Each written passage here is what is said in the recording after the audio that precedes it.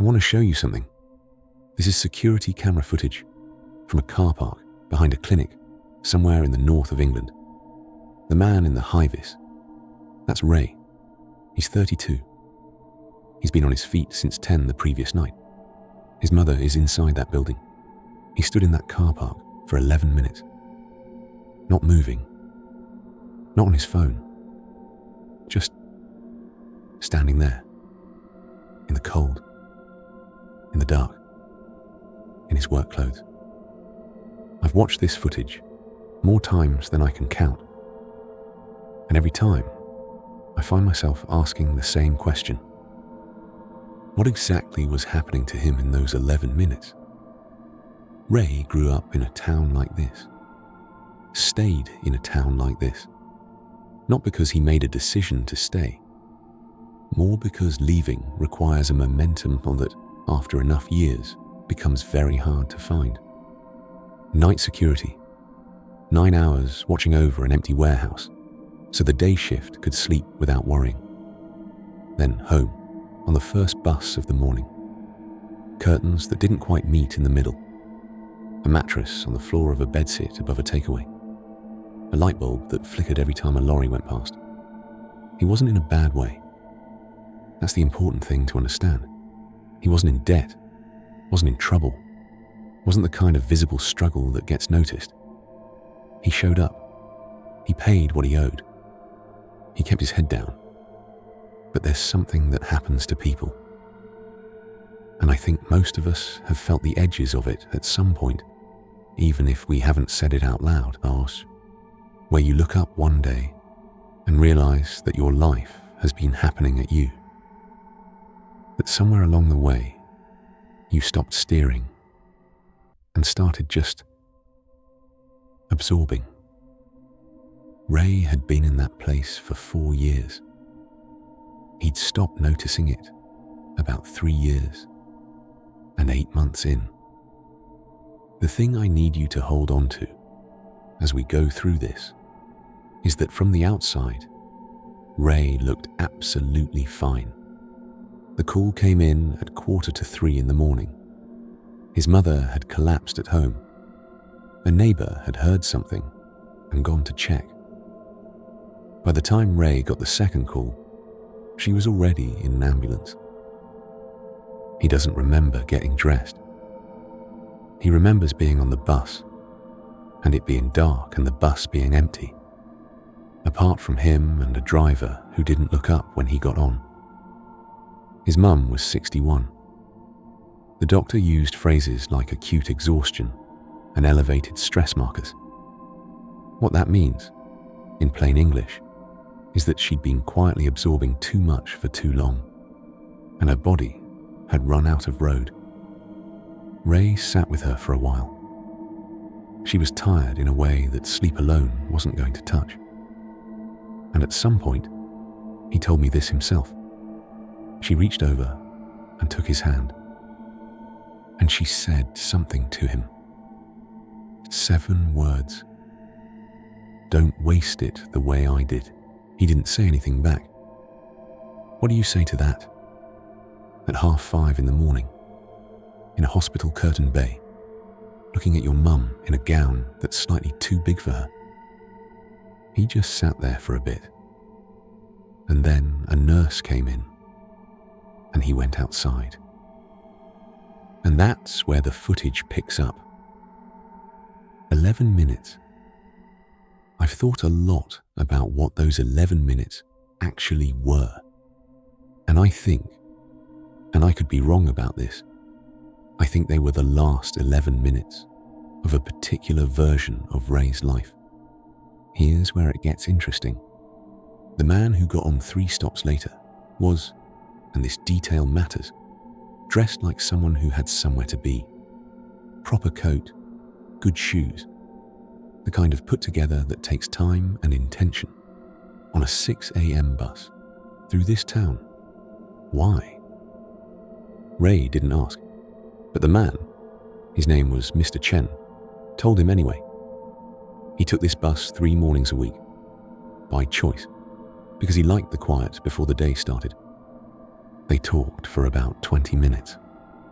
Ray told me he can't remember exactly how it started, just that at some point Chen asked him what he did with his mornings, and Ray said he slept, and Chen looked at him for a moment and said, "That's the most valuable thing you own, and you're giving it away without even knowing it."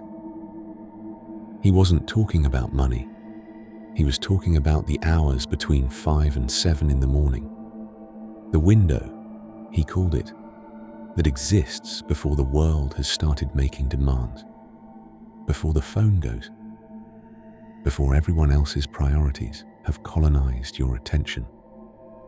2 hours every single day that most people, Ray included, had been handing over without a second thought. Chen got off 4 stops later. Ray never saw him again. He didn't sleep that night. Partly the state he was in. Partly because he'd set an alarm for 5 and was now lying there, watching the hours go past. 1, 2, 3, 4. Like he was waiting for something he wasn't entirely sure he wanted to arrive. When it went off, he sat up, turned it off, sat on the edge of the mattress in the dark with his socks on. He told me the first thought he had was, "This is stupid." He got up anyway. The structure he'd been given was simple enough. First hour, learn something with genuine transferable value. Ray chose accounting, not because it excited him, because he'd spent 4 years watching the accounts team work in a room with a window and a radiator that worked properly. And he'd thought, I could do that. I just don't know how yet.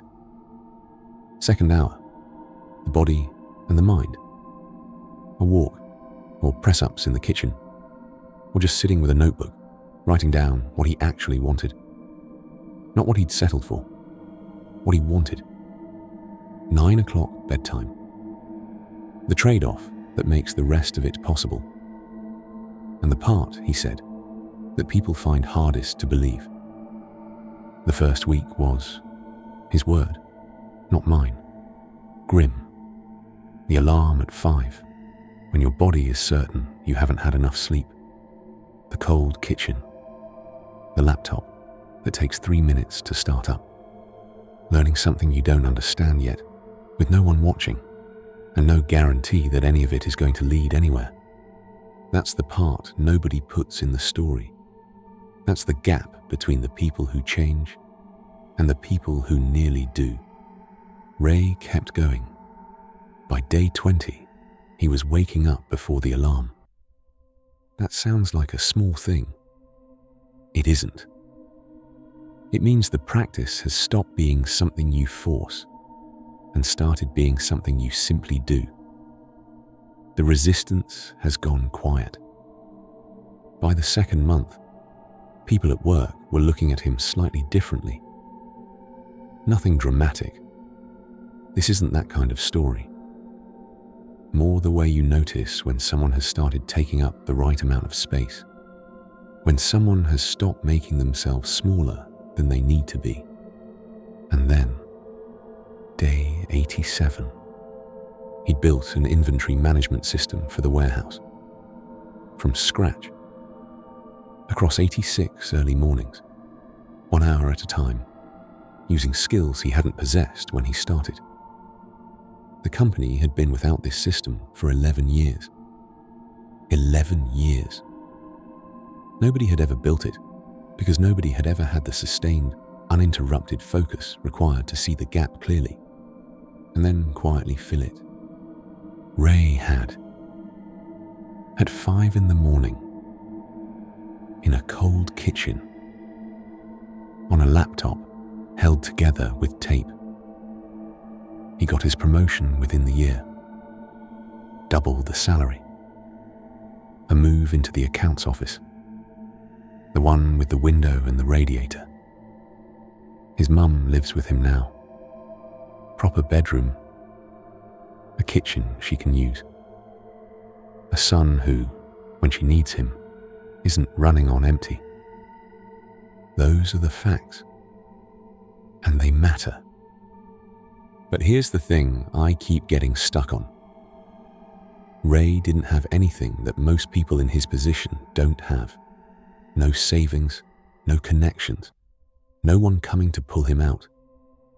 What he had was a phone call at 2:45, a stranger on a bus he'll never see again, and 11 minutes alone in a car park where, by his own account, he made a decision that nobody witnessed. Right now, in towns exactly like the one Ray grew up in, there are people living the life he was living, not failing, not in any kind of visible crisis, just suspended, just going through the motions of days that don't seem to be building toward anything. Most of them won't get a stranger on the right bus at the right moment. Most of them won't have someone say exactly the right 7 words at exactly the right time. And yet, some of them will change anyway. I've spent a long time trying to understand what the difference actually is. I'll be straight with you. I'm not sure I know.